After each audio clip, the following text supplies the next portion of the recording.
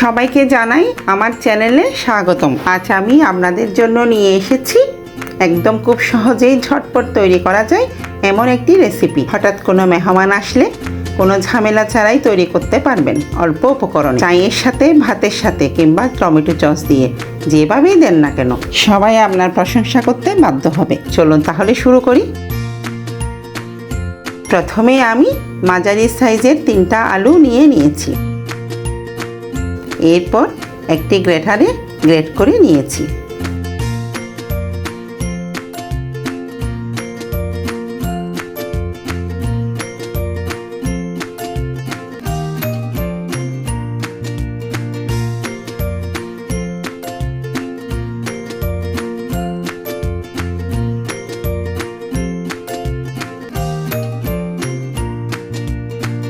এখন ভালোভাবে ধুয়ে একটি বাটিতে নিয়েছি।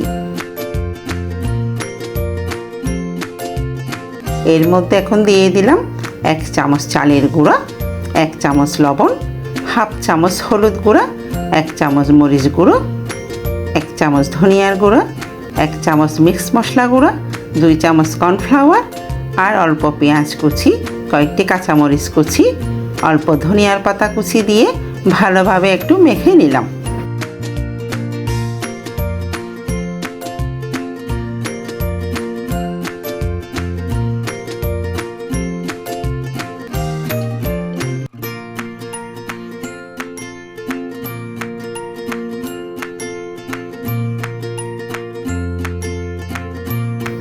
আবারও সামান্য একটু বেকিং সোডা আর হাফ চামচ আদার গুঁড়া আর একটি ম্যাগি মশলা দিয়ে ভালোভাবে মেখে নিলাম।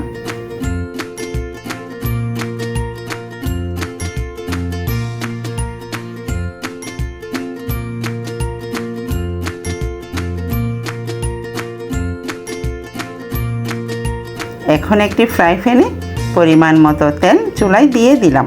তেল গরম হলে এতে এক এক করে পেঁয়াজ আকারে সব পাকোড়া তেলের মধ্যে ছেড়ে দিলাম।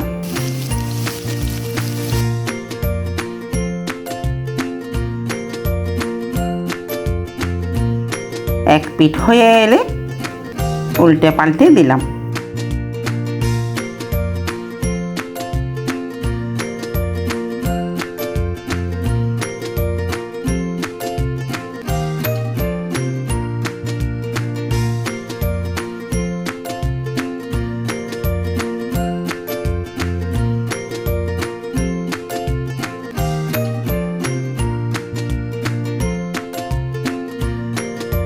পাকোড়াগুলো যখন লালচে কালার হয়ে আসবে তখন তেল থেকে তুলে একটি প্লেটের মধ্যে নিয়ে নিলাম।